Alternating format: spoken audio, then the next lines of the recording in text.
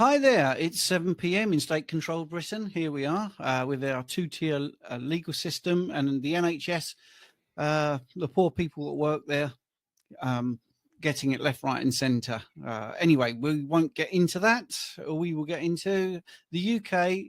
I don't think it's the UK's top nutritionist. I think the world's top nutritionist. It's Richard Smith. Hi, Richard. Stephen, how are you doing, my man? And the opposite, I believe, is also true. I did a post recently on Instagram where I referred to you as the world leading expert on bloods, which I truly believe. So anyone with any blood testing requirements, book a consultation with Stephen because he is number one. Well, that's so what a very team. kind. What a team. Yeah, thank you very much.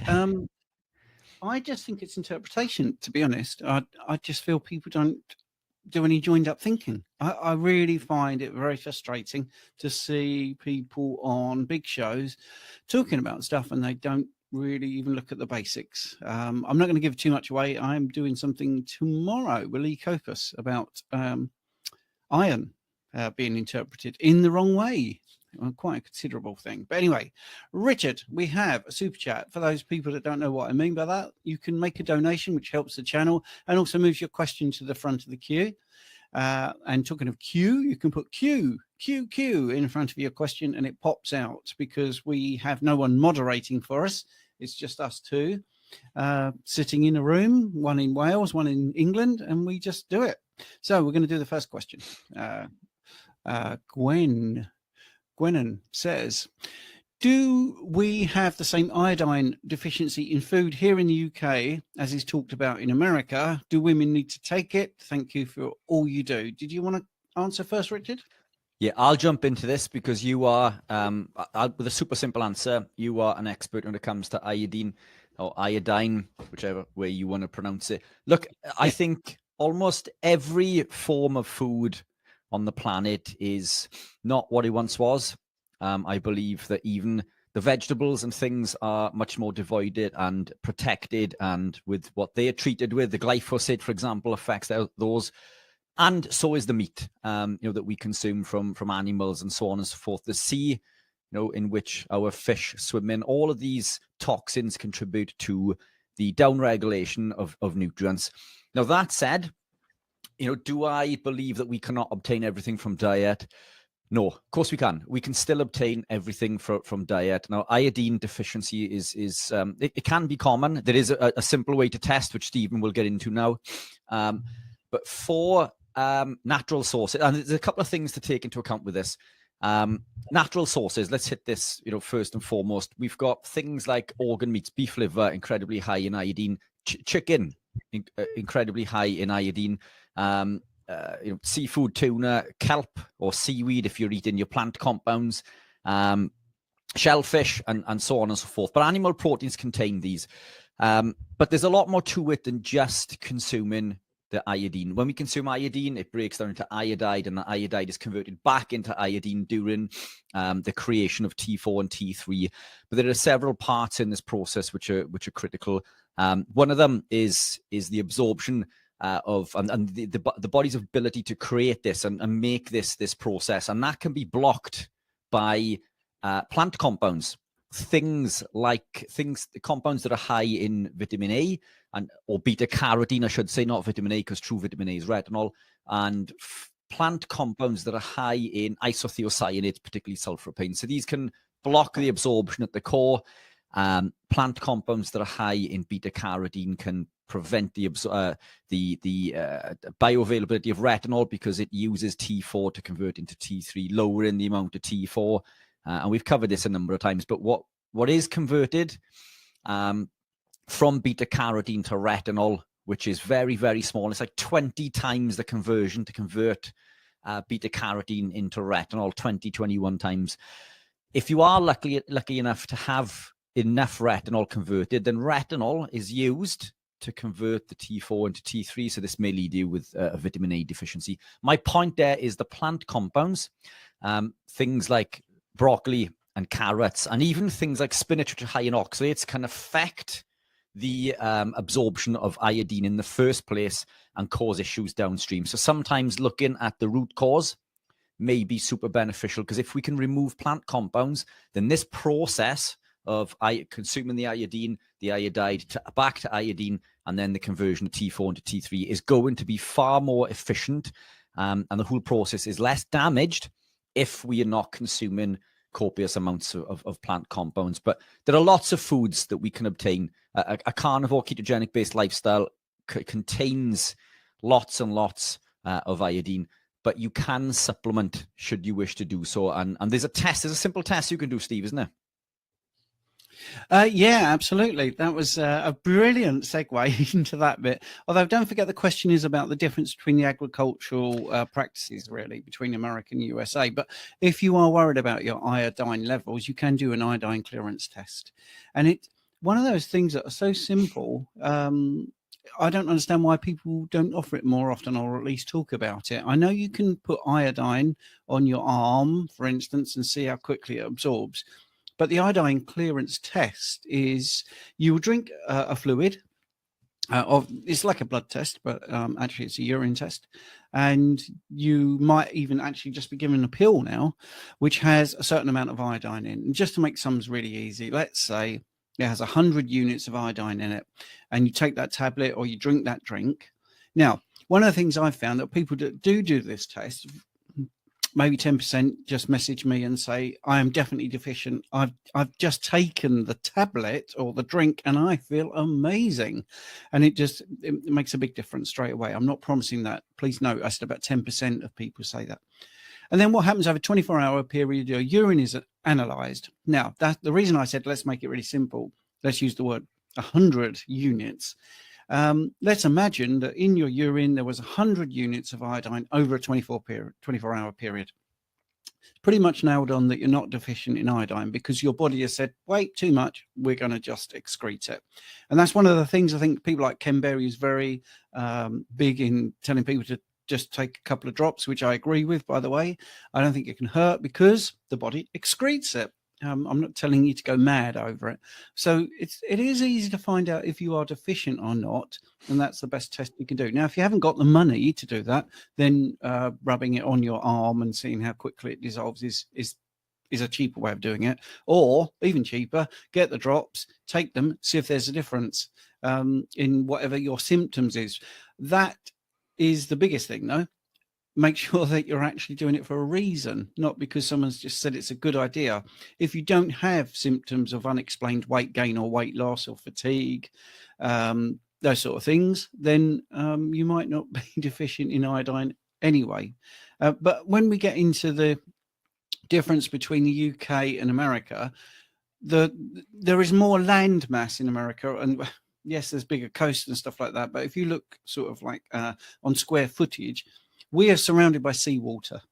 So the soil will have a lot more iodine in it. That's really that simple. So if you're living near the coast and your food supply is coming from the coast, coming from near the sea, it's very unlikely that you will be depleted of iodide, as Richard mentioned, in the soil. And it returns to the soil as well, through volatilization, where that's basically, it rains and then it drops back in and then it just gets distributed in the soil. So I think it's hard to say. I don't think there's a definitive answer. I think some of the food in America is probably not that low in iodine or iodide. And I think some of the stuff in the UK probably is. I think it's just a little bit of a lottery. But if you looked at on a sort of per head, per square meter, it's probably about the same. But yes, definitely, if you compare it to 100 years ago, what the practices now are just so awful that you may need to supplement. Is that all you wanted me to say, Richard? Sounds good. Perfect. Great answer. Yeah. All right. Okay. Good. I never know where you're going. You see. So, right. That was a super chat. So thanks for that. That's a nice kickoff with that one. Andy just wants to say thank you, Richard, for the free tub of electrolytes, which is very good. Christine, just to give you a shout out, just got in the school, new member today. Great to see you. Hope you enjoy it. We'll have a little look at what school's all about, maybe about 7:30. James Smith, question: is pork fat with higher linoleic acid content than ruminant meat, as bad for you as seed oils that contain linoleic acid. P.S. I use Richard's cherry electrolytes for homemade ice lollies. Woohoo! Good Fantastic. question. But yeah, lots on the electrolytes today. Thank you. Well appreciated, James. Yep, fantastic. The electrodes. That's what I've got in there. Believe it or not, I don't know if you can see the slight orange color, which comes from the astaxanthin, by the way, which is the world's only true antioxidant found from plant compounds in that sense. I won't open a can of worms. We'll get into this later, maybe. So is pork fat with higher linoleic acid content? And so it's around 10 times higher. So typically 2% found in beef and up to 20% found in pork. Linoleic acid is the oxidized form of omega-6, which we are incredibly worried about in regards to seed oils. So you're right to be concerned, and it's a fantastic answer. There is a caveat to this. The reason that linoleic acid is damaging is because it's oxidized. Now, if linoleic acid found in fresh meat is indeed fresh, then it's not yet oxidized. So linoleic acid is found in all animals, including beef, as we just said. So it is in there and it oxidizes over time. So this is why I'm not a fan of aged meats. This is why I eat my meat fresh. I love the taste of aged meats, but they do become oxidized over time and can be problematic. And it can lead to a histamine response and so on and so forth. So the question is the pork that you buy in fresh? And that makes a huge difference. I eat pork. I love eating pork. I love the fat on the pork. I think it's fantastic. But I do generally limit the amount I eat to maybe 1 to 2 times a week. Sometimes I may not eat it at all within a week. But the important thing for me, beyond is it fresh? So this is the first port to call. Is your pork fresh? Now, when we start looking at things like bacon and gammon from the supermarket, then they've been there for quite a long time, and they tend to have long shelf life, which is something we need to be wary of. That's not to say that I never consume. Oh, fantastic. We'll get into this now. That's not to say I never consume shop bought pork if I'm desperate, but I do try to get it from a butcher and fresh. Now, the biggest thing when it comes to pork for me is what it's fed. So it's not so much the linoleic acid content. I know if I buy pork from my butcher that is fresh, so it's going to be less oxidized, fantastic. But what's it fed? If it's fed grain, then it's going to be higher in the compounds found within grains, like the lectins, which are going to be problematic, and this is going to lead to downstream deleterious effects. Now, that is what I'm more concerned about over the linoleic acid from pork, from fresh pork that I've bought from the butcher. Wild pork, pigs, for example, are meant to be in the wild. They're meant to live in forests and forage and eat off the floor and things, not be fed grains. So it does make a difference what your pig is fed. This is why I'm not a fan of pork from supermarkets, because you see these awful programs, and this is where the vegans become upset because they think that we are feeding and fueling this industry. But Stephen and we purchase at least predominantly grass-fed, grass-finished beef and lamb and pork. We get it from a sustainable source using regenerative farming techniques. And I don't typically support supermarkets for these products based on that. Now, there are occasions in which you may be caught short and you need to purchase these from the supermarkets. But I do try to support my local butcher and my local businesses over the bigger companies who are quite literally just in this for a profit. And I think they've destroyed the high street shops, haven't they? This is why we should all support local butchers, by the way, and local farms and farm shops.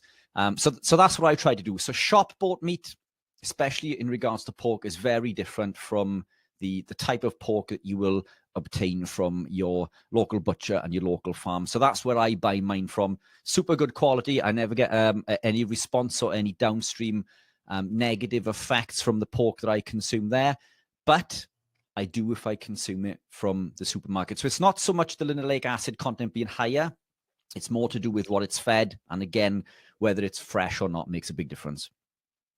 Brilliant, Richard. Brilliant. Of course, when you look at linoleic acid in walnuts compared to any animal product, you're going about 100 times more. So let's go to some super chats. Dr. Abs, £2 super chat. for the wardrobe matching. But we're not, because I'm blue. This is blue. Now, Stephen said this to me before we came on. Blue. This is light sky blue. At least not my type of sky that I see in South Wales, but yeah, light blue. But thank you. Right. Yeah, and thanks, Abs, for tuning in. And the super chat is helpful. Tina Larson says, our PT, that's a personal trainer, not physical therapist, I'm guessing. Our PT recommended to our 15-year-old son, who still consumes some carbs, to have them after 6 p.m. so it will metabolize overnight. Look, Thoughts on this? So, Steve, I know you've got, you can probably hammer this home, but look, there's no requirement for exogenous carbohydrate at all, and it's in fact, bouncing off the super chat that Dr. Abs just put in, he's released a series of biochem videos on glycation, this is what I was watching just before I came on the call. Actually, incredible videos. He's live in his school group a number of times a week, so check that out. And obviously, Stephen and I have got ours, and Dr. Abs kindly comes on as a guest with that regularly. But one of the things that he points out in these videos is in regards to what glycation is and how damaging it is in regards to activating NFKB in the NOx pathway and leading to reactive oxygen species and so on and so forth. So carbohydrate we make, and Tina knows this. Tina and her husband Steve are fantastic supporters of the channel. There's no requirement for exogenous carbohydrate at all. The body makes all of the glucose it needs via gluconeogenesis. So we will send lactate and other substrates, proteins and fats, basically in what I regard as a reverse of glycolysis. It is slightly different. There's a difference of 3 enzymes, I believe. And basically, we create glucose via this mechanism, and it's demand-driven, at least predominantly. And we create everything that we need via this mechanism, and this is driven via cortisol and human growth hormone and a few other things. But the point is, we make all of the glucose that we need. So there's no requirement for exogenous carb. Now, Tina's mentioned there that a 15-year-old son who is still consuming carbs.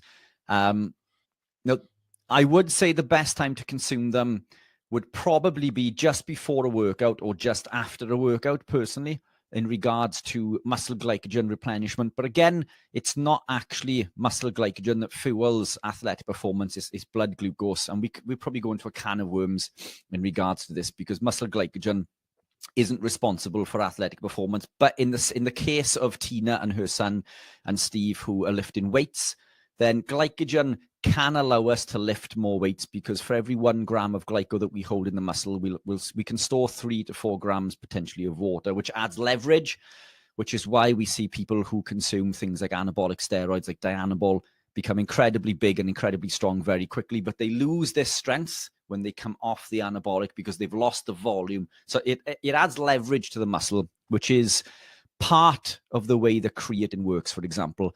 So, consuming the carb pre-training may be more beneficial in regards to allowing you to lift more weights. If you can lift more weights, you cause more damage, and then this may lead to better healing and recovery.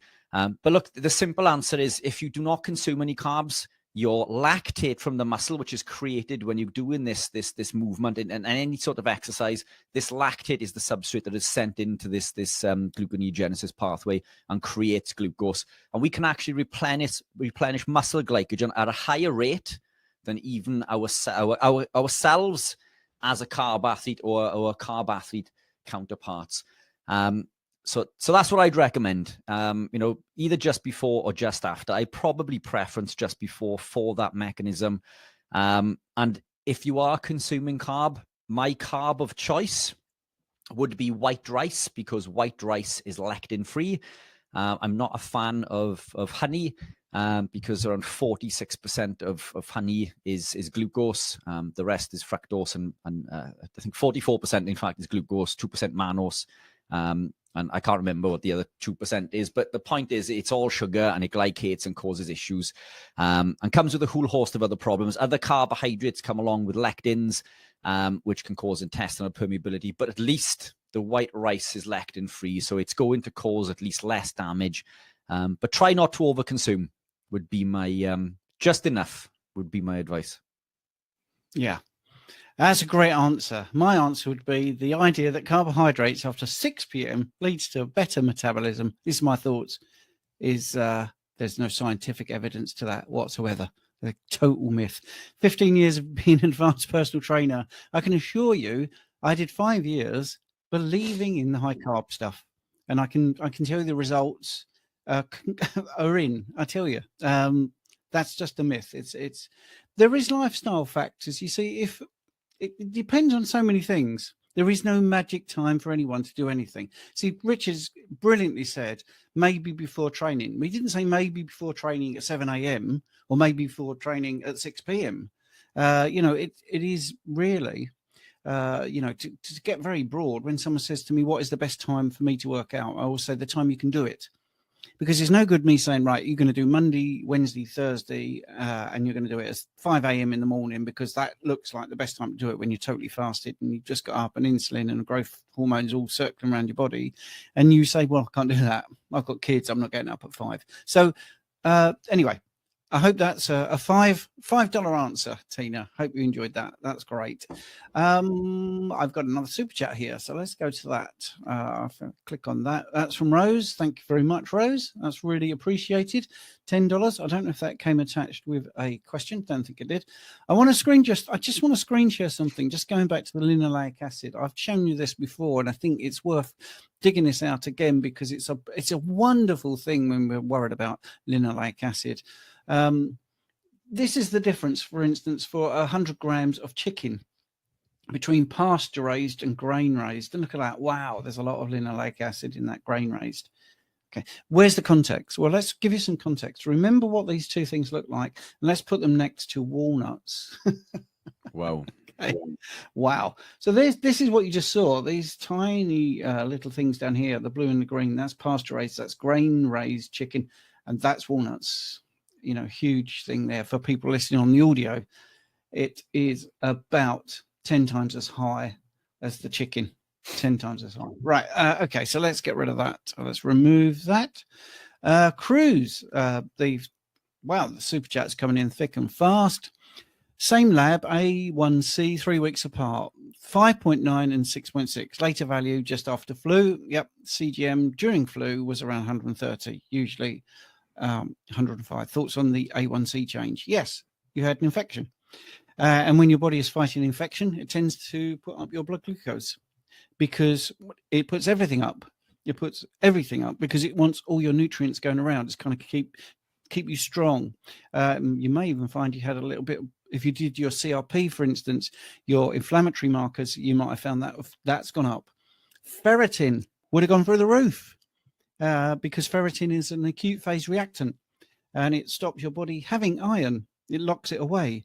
So your bloods during a flu, during an infection, even an infection you don't actually know you've got, the readings will change. So I'm not overly worried about those readings.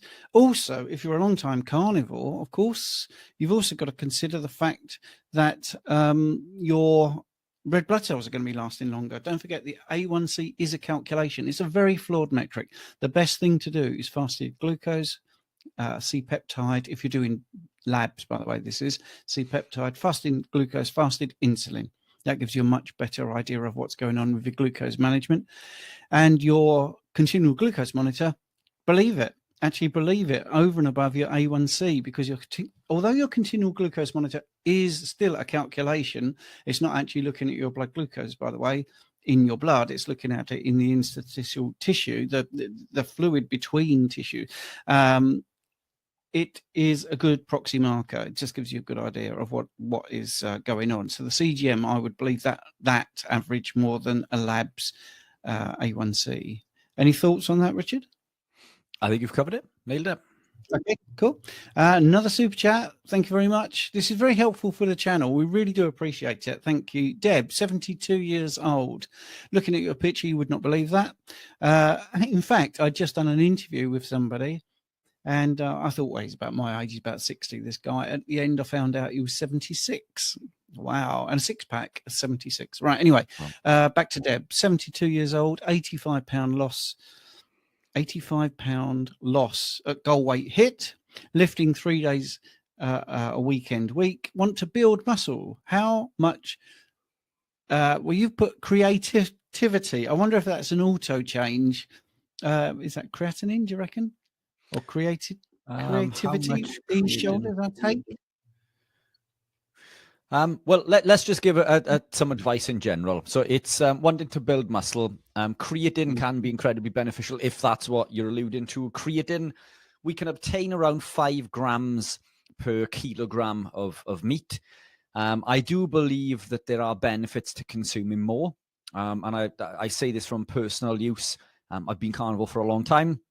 I noticed that when I consumed, and I experimented with supplementation creatine from 5 grams up to 25 grams a day, I found the sweet spot to be around 10. So 15 grams total, 5 grams from my meat, because I consume around a kilogram of animal proteins each day. 5 grams pre-training, 5 grams post-training. And that helped fuel the phosphocreatine energy system. And it also added water or volume to the muscle, which helped with leverage. So it changes your physique as well as making you stronger and supplying that phosphate to the ADP as it's reduced from ATP to ADP back to ATP. So it allows you to push through that PC system and extend it for a little bit longer. In other words, it allows you to lift heavy weights in simple terms. Now, if so you mentioned shoulders, so I'm guessing that it's shoulders or delts that you're looking to build there. As you can see on the picture, it was a part that I was particularly proud of. There are a number of exercises that you can do in regards to this. Now, a lot of people will use the lateral raise this way, and what I found is if you come to the front and do that, you actually work the rear delt, which when you're standing, in a normal position, the rear actually comes to the front and it adds a considerable amount to the delt. So bend over and do this sort of motion, if you like, with some dumbbells. It doesn't have to be heavy. Higher sets tend to be best, and you can do these a number of times a week. In regards to the amount of protein, aim for around 1 gram per pound. Now, what we tend to typically give females is around 0.9 per pound. But it's okay to go over on the protein, especially if you're weight training. So aim for at least 1 gram per pound of body weight. Eat the fat as nature intended, because protein with fat increases muscle protein synthesis. Carbohydrates do not build muscle, by the way. And if we can, we want to try to benefit from the mTOR reset. So mTOR, when we activate directly, which we can do via training or via animal proteins, lasts around 3.5 to 4 hours. So as it starts to drop back off, we can activate it again via a consumption of bolus of protein. 1.5 grams to 3 grams of leucine. So 3 grams of leucine, which is optimal, is found in 6 eggs, for example, or a generous portion of meat, typically 40 to 50 grams of animal proteins from weight. Should be enough to cover this depending on the cut. But if you can do this maybe twice a day, so what I tend to tell women is to consume 2 to 3 meals. So when consuming your meals, if you can consume that amount of protein in each meal and allow you to activate mTOR and split this 4 hours apart. So in theory, you could train in the morning, you could consume food 4 hours after, 4 hours after this, and 4 hours after this. This would still allow you to maintain a 12-hour or in theory, it's a 16-hour fasted state, but we are technically breaking the fast because we're activating mTOR by training. But from a dietary perspective, we're still in a fasted state. This will allow you to build muscle, heal and repair quicker, and allow that muscle recovery. You could also look at supplementation of leucine directly, which you can take just prior to meals. But these are all the 1%. You're not going to see huge differences. But what I would say in regards to building muscle, it's a slow process. Even the people who you see on stage who are absolutely huge and full of anabolics, they're building 5 to 6 pounds per year maximum. It's only possible to build around 8 pounds, I believe. So it's we're talking maybe less than, it's 0.8 pounds per month, typically, I think. Incredibly low. So if we add that up through the course of the year, it's an incredibly low amount of muscle protein. These people that you see on YouTube who say they've gained 10 kilograms in a month, they may have gained the weight, and volume in the muscle, but it's not muscle. It's not dry muscle protein. These are two very different things. So my point is consistency is key. Keep up the hard work. Lifting 3 times a week is fantastic. Try to split it. Different body part variations I find works best for me. Push-pull legs tends to work best. So you do a push on one day, you do a pull on another, and legs on another. That's what I found work best for me. Rep ranges of 12 to 16 with 4 to 5 sets, 45 minutes to an hour. So we don't overexpress cortisol because this can lead to fat storage. So consistency is key, but remember the body composition is incredibly important. So the lower we can get the body fat within a safe range, a healthy range, the better the body will look, and almost give us this illusion that we are a lot more muscular than we are. So there's a lot to be said for the body fat percentage. So I hope I hope we've covered that in there, because I can't work out from So I think you've covered it. Yeah, Deb has corrected herself and put creatine. And just following up what Cruz said, I was talking about CRP and ferritin, just to show you CRP was 10, went down to 0.6, and ferritin was up at 470 down to 92. That shows how dynamic your bloods are. So don't forget, bloods are one snapshot in time, and they reflect your current environment. Don't be led down the garden path of looking at numbers only. We have Kevin D, a £5 super chat. This is for Richard. So I'm just going to sit back and listen to Richard. I'm fat adapted. Not me personally, it's saying Kevin's saying this. Richard, I'm fat adapted carnivore, and I'm due to cycle a very hilly 100-mile sportive soon. Do you have any nutrition tips for this long event? Fantastic, and good luck to you, Kev. Look, you're going to do this. I don't want to say easily, because you always push hard when you're on these rides. Going back 2 years ago, when I was training with a couple of friends of mine who were training for Ironman Wales, I cycled the Ironman loop, so it's 112 miles. And as you know, Kev, it's incredibly hilly. 112 miles on zero carb. I didn't bonk. I didn't it was hard because I'd only ever ridden 40 to 50 miles prior to this. So talk about being thrown into the deep end. So look, if you are fat adapted, which is different to being keto adapted, by the way, and I'll explain briefly, fat adaptation can happen very quickly. So this can happen within as little as a few days, where the body starts to break down stored body fat and dietary fat and put it through beta oxidation and use fats for fuel. Now this happens quickly. And beyond this beta oxidation is ketone production, where we create things like acetone, acetoacetate, and beta hydroxybutyrate. But many of these ketones are wasted. They're wasted in the breath and in the urine as acetone. And this is a wasted ketone product. So when we test with the test strips or the breath monitors, it shows that we are producing ketones, i.e. wasting ketones, because they're wasted products. So we think this is fat or keto adaptation, but it's fat adaptation, but not keto adaptation. Full keto adaptation comes a little while further, and this can be as quickly as 12 weeks, or it can take over 12 months. And typically for most people, it's closer probably for 12, unless you're an athlete that's been doing this for quite some time. And there are things you can do to fast track this also. But when you are keto adapted, there is less, you're not wasting the acetone in the breath and the urine. So if you test with these, you show well below 0.5 millimoles, for example. You may even show complete negative. And when you test with the blood monitors, the BHB in the blood will also be low, probably around 0.4, maybe even 0.3.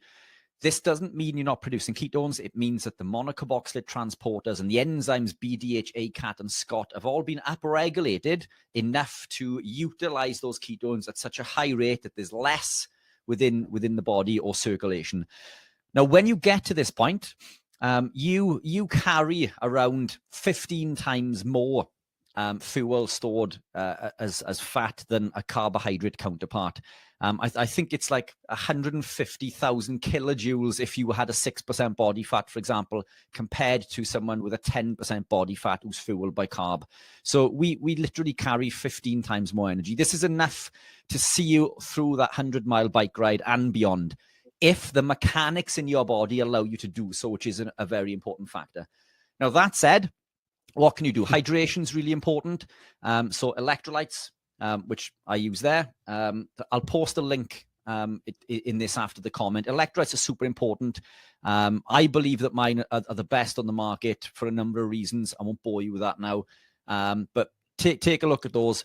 They're going to help support through the journey. Now, as far as other supplementation, what we can do is consume C8 oil in with the electrolytes, or powder may be more beneficial. The C8 powder is sent directly to the liver via the hepatic portal vein and instantly converts into ketones. So this is going to increase your ketones within your blood and give you that energy that's going to keep you going. Further additions to this could be the supplementation of exogenous ketones, which is what I use in the form of the raspberry bomb for athletic performance. It contains caffeine as well as ketones, and they work synergistically with the C8 to ramp up your endogenous production while increasing your exogenous production. Now, this makes a huge difference to me in athletic performance. On a run, on like a half marathon, you're talking as much as 40 seconds per mile of a difference it makes for me on a run. On the bike, where it makes a difference is in the pain in my legs, in my quads, because the BHB blocks a pathway called NLRP3 inflammasome. So it helps buffer this pain and allows you to push through. So when you get to the point where you think that you've got nothing left, you drop a bomb and suddenly the life force in your legs comes back and you keep on powering on. So we can get into more details in regards to this in the school group, if you're part of the school group, Kev, or we can jump on it on another one, because we've got lots of things to talk, or send me an email or book a consultation or whatever. But there's lots we can do. Now, in regards to fueling pre-race, what I'd recommend is a high-fat meal the night before. And ideally, I personally prefer to ride fasted. You can take fats with you, like keto bars, for example, which I make, which contain MCT, or you can take cheese or pieces of beef, fatty cuts of beef, if you want to. And that will basically more of a mental thing, but you don't have to. Some athletes I work with do like to eat some eggs or cheese before they ride and run. I can't do that because I like to feel absolutely empty, and I don't like the feeling of anything in my stomach at all. So, experiment coming up to that ride with these processes, but cheese can work very well. But a few hints and tips there, and I'll pop those links into the chat. In fact, yeah, I'll do that now. I'll pop the links into the chat. Brilliant. And you talked about the school group, just in case people want to know what Richard was going on about. And incidentally, somebody asked, how do you get a consult with Richard? You can look at his YouTube. There's links. There's also links within the school. You can also email him. But anyway, let's just talk about the school group. The school group is what you see there, sort of like a much better version of Facebook. You have a classroom as well. There's lots of courses you can go to. Free keto course. There's things about going carnivore, all about the thyroid with free ebooks and lots of videos. Ebooks about dairy, and of course, obviously about it. Fruit and veg, which is backed by all the growers.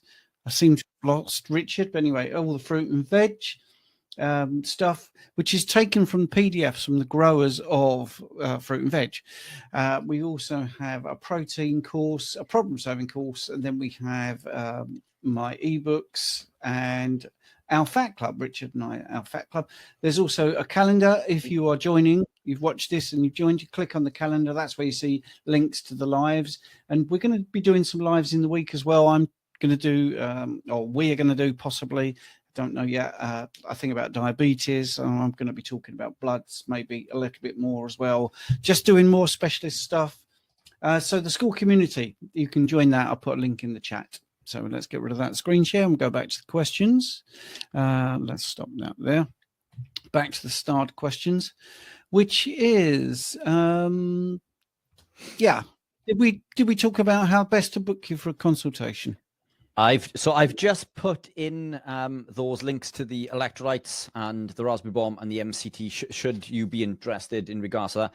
And I will pop a link now for the consultations. But all of these links are available in on my YouTube channel, in the write-up, in not the comments, but in the general write-up. The links are there, and you can always find me that way. But I've just popped those in there just in case.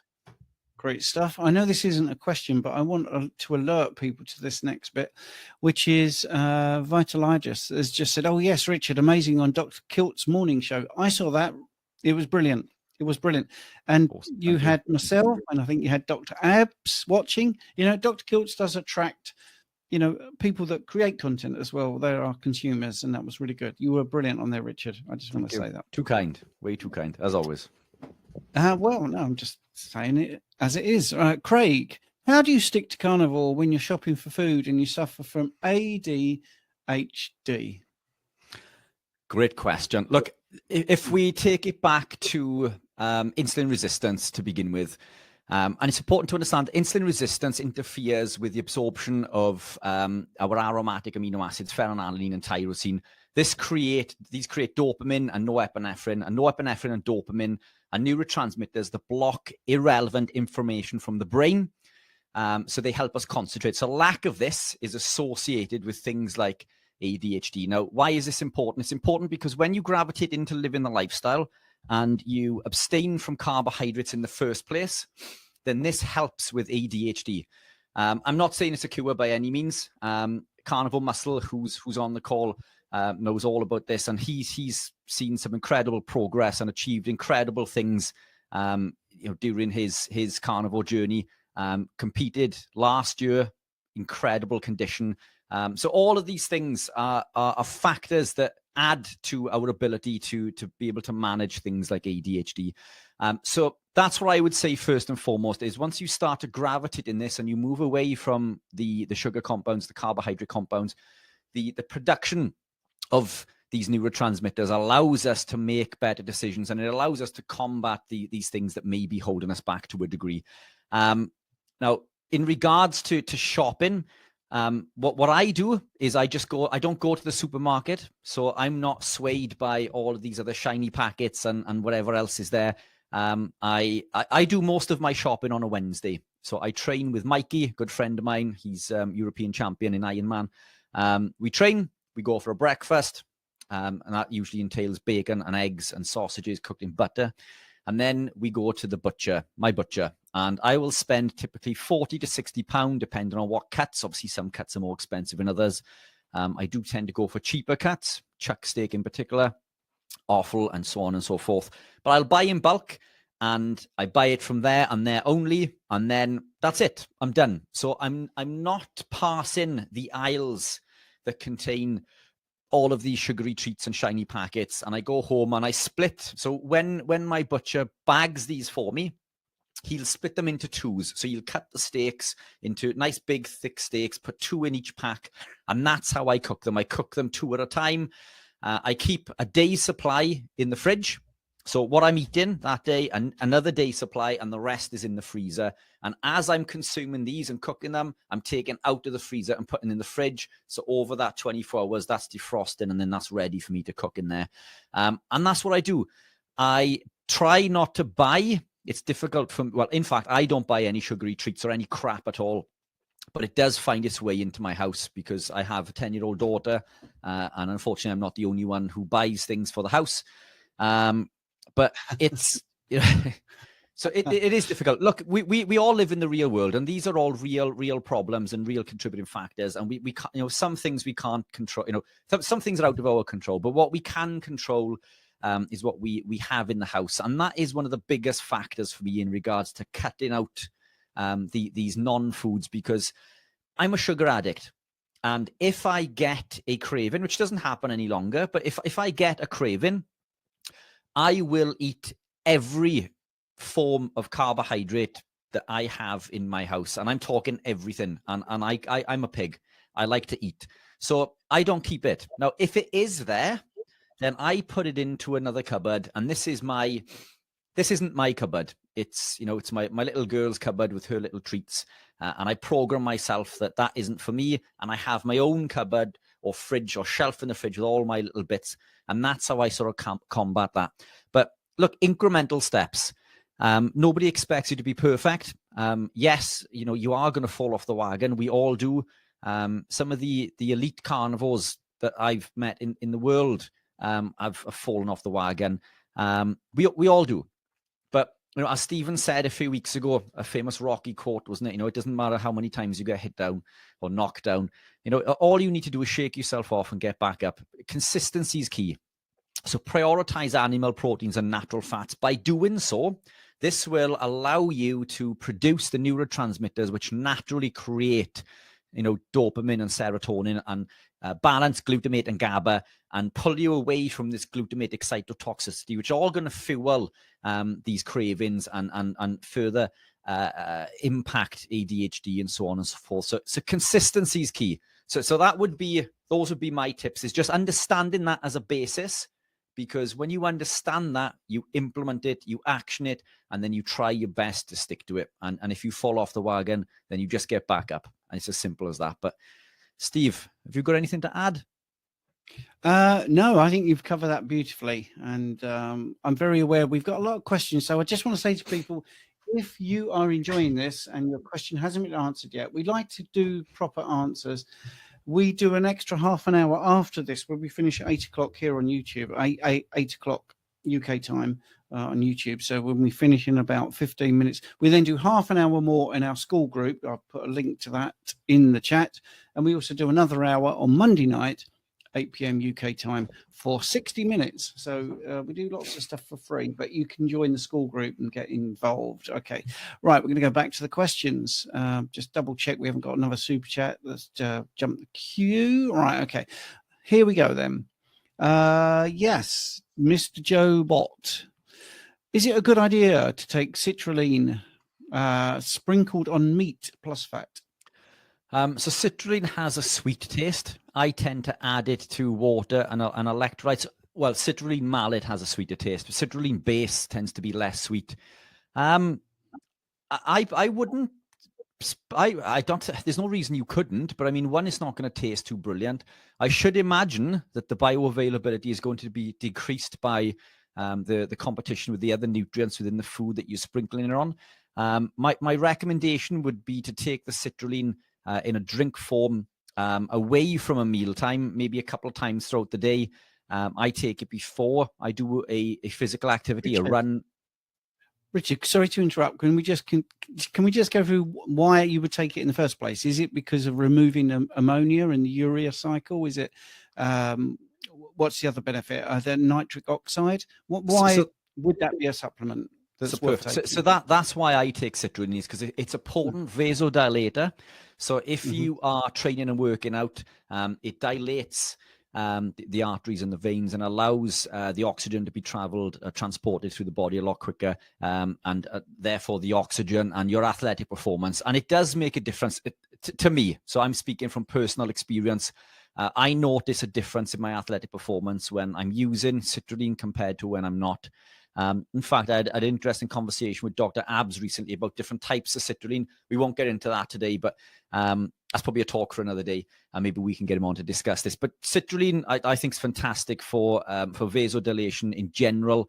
Ketones do this. I mean, we do this naturally from living the lifestyle. But again, if you want that additional help, that can be fantastic. But personally, I tend to drink it away from meals, and that's when I notice that it has the biggest impact on my athletic performance. Because I think if you consume it with food also, I mean, this is going to affect the osmotic pressure within the blood, which is probably going to be counterintuitive to the vasodilation benefits anyway, I should imagine. Obviously, we're going to get some of this with the water that we're drinking. But personally, I think it's probably more beneficial to consume away from a meal. But what do you think, Steve?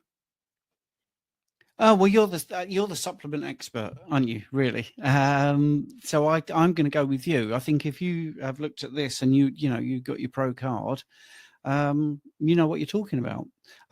Yes, I agree with you. I think a lot of things when we talk about supplementation, I find it difficult to sort of unravel it from whole foods, because I feel that when you're eating protein and fat together, which is what it comes in nature, you get everything. You get your bile release, which helps with amino acid absorption. I think when you're talking about a supplement, that is an extra thing, isn't it, over and above your food intake. So I would say on this way of eating, you tend not to supplement unless you've got a very specific goal, which is over and above. which is athletic performance and stuff like that.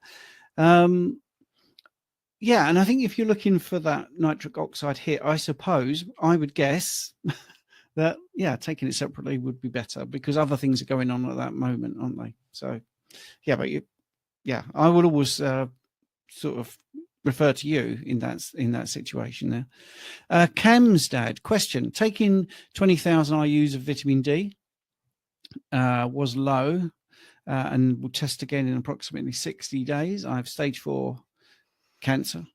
Some say it helps with cancer. I don't really see the question there. So I think, I think the question is alluding to, is it a good thing to be taking that amount of vitamin D? Look, what I would say in regards to when we look at healthy people have higher vitamin D. They're metabolically healthier. Taking vitamin D, unless you are deficient, I don't think is going to achieve an awful lot of things. Unless you are deficient and at a point where you're not getting any sunlight, or you're traveling a lot, for example, or maybe you need an extra kick. But it's important to understand that it's healthy people who have high vitamin D. We don't become healthy by taking excessive amounts of vitamin D. And yes, there is a requirement for a certain amount, but much of this we can obtain from animal proteins and sunlight. So I'm not against the supplementation. I think that there are times and places for this. In regards to helping with cancer, personally, I should imagine that it's the increase again in nitric oxide from the UVA rays from the sun, which is helping fight the cancer over anything else, because this is, again, a potent vasodilator. But that set aside, I mean, what fuels cancer, or what is cancer? Cancer cells lose their ability for oxidative phosphorylation, which means that they push glucose into a fermentation process where they use lactate for fuel. So the first protocol is to stop eating the carbohydrates and the sugar, the glucose. We stop the supply of energy, and now the cancer cells have nothing that they can use. They can downstream use glutamine, but again, that's a talk for another day. And glutamine we can get from everything. That's not something we can stop consuming from animal proteins. But low carbohydrate, reducing sugar, has got to be the first protocol. If you can do that, then that's going to put you in the strongest position in order to move forward. In regards to the amount you're taking, I mean, it's not a high amount. It's not excessive. I don't think it's going to cause any problems. But keep it in. I don't think it's the magic elixir. I think, again, the biggest lever that you can pull is cutting out the carb completely, going zero carb, increasing the fat particularly, and by weight, I typically recommend 2-to-1 ratio of fats to proteins. I've worked with a number of cancer patients, and we've tried different forms of treatment. One was a 1-to-1 ratio, which is really successful. So it's open to suggestion in regards to ratios, but either way, it was animal proteins and natural fats on zero carb that are shown to be most successful. Brilliant. Richard, just to say, you've got 101 viewers on your channel right now. And we've got 177 people looking. So yeah, you're doing well. Your channel is growing, which is good. I think all these things you're doing on Instagram and your shorts and reels is excellent. Right. Okay. This is interesting, actually. Crazy Cats. Husband stopped his statin. HbA1c went from 6 to 5.6. So went from 6 to 5.6. Only added light weights daily, but believes it's stopping the statin. Ironically, yeah. I mean, that's pretty much textbook for those that don't know the figures. If you're in the States, 6 is 126 milligrams per deciliter, and 5.6 is 113. Statins have been shown in studies to, when you remove them, to lower your HbA1c by around 4% on average. And what is that difference? That's about 4%. So yeah, scientifically, that's what's been studied. I'm not saying anything else other than that. Let's get into the next thing.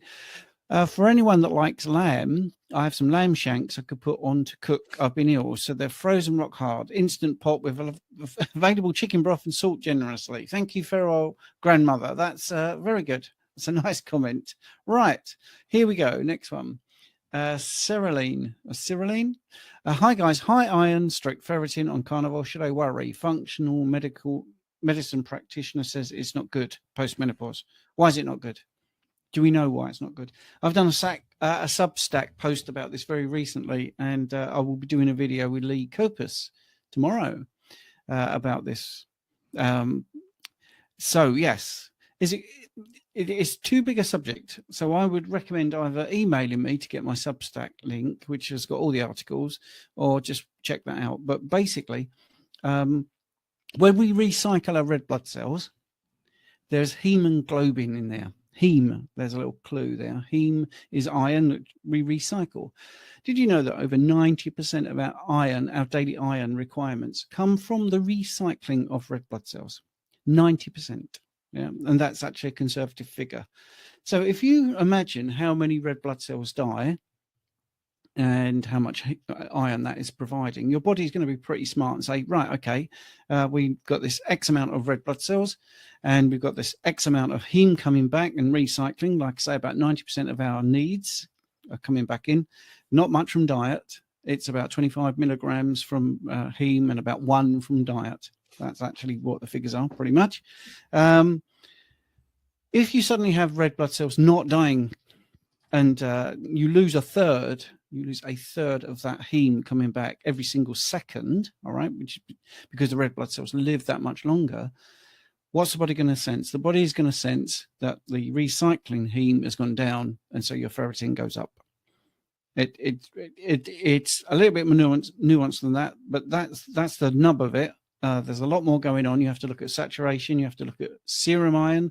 You have to look at your ferritin, hepcidin. There's so many other things you can do, but absolutely watertight, what I'm saying. Absolutely watertight. And then you look at also mucosal ferritin coming out. So your gut, in a carnivore way of eating, the turnover of cells is much more healthy, which is why we have sort of gut or GI distress resolving, which is why we get Crohn's resolving, IBS, IBD, all of this resolving because our turnover of cells is much healthier. But what's in the mucous layer of those cells? Ferritin. So if your cells are turning over quicker, you're also losing that. There is a misconception that the only way that we get rid of iron is by donating, as in phlebotomy, or if you're a woman, by your period, basically. And that isn't true. There are other ways where we regulate our iron. So, and that's one of them. So it's the gut lining turnover. The entire lining is turned over between 3 to 5 days. Now, if you've got a healthy gut, that's actually a good thing because it's recycling. That is why cancer in that area where there is a high turnover is very rare. So it's another thing. Anyway, way too much on that, but it is a big issue. So, Richard, did you want to add any more to that? You've nailed it. Perfect. Thank you very much. So we have 2 minutes left. I think it's a big subject, and I'm bugging Richard to do more videos together. Nailing him down is very difficult. Jonathan has mentioned in the chat that you are booked to the gills because you're such a brilliant person to talk to with great information. But I feel that we've got to do some stuff, Richard, together. We do. Have. I agree. Yeah. Excellent I'm stuff. going to make time. Yes, we're going to do it because these things are important, and there's lots of misconceptions out there that we can just really nail. Right. If you've enjoyed it, thank you very much for looking on YouTube. Thank you very much for looking on X. Thank you very much. If you have got to the end of this and you haven't subscribed to Richard's channel or my channel, or you haven't liked or commented, please do that because we are both getting shadow banned every so often. Please do that. If you think you're subscribed, can you double check? Because YouTube have been taking subscribers off of my channel. If you think I haven't replied to a comment, that's not true. I reply to every comment on my YouTube channel, but they get removed, which is very frustrating. So please try just to double check that you are subscribed to both our channels. If you want to join school, I did put a link in the live chat. I'll do it again. I will screen grab some of the questions. If you come over to school, we might even answer some of those questions. But I just want to thank you so much for supporting us. It really, really does, help. Just those things, just subscribing, which is free, by the way. There's no obligation. Yeah, massively appreciated. And look, within the next 30 seconds, Steve, I just wanted, Beverly's put in there about comforting drinks, hot drinks. I'm going to post a link for my chocolate MCT, which is ideal for those who are transitioning. Bone broth make fantastic options also, but they do take a bit of getting used to. So I've just posted that for you, Beverly. And just there's some incredible questions further down in regarding pro-oxidants and whether they actually exist in plants. And someone else has mentioned about Sally K. Norton saying that low carb causes issues with hormone responses. These are things that I'd love to get into. So if you are available, join us over on School shortly. And these are some questions that we can answer there. But thank you. Yes. Great to see you. Yes. Thank you very much. Yes. Thank you very much. And I'm going to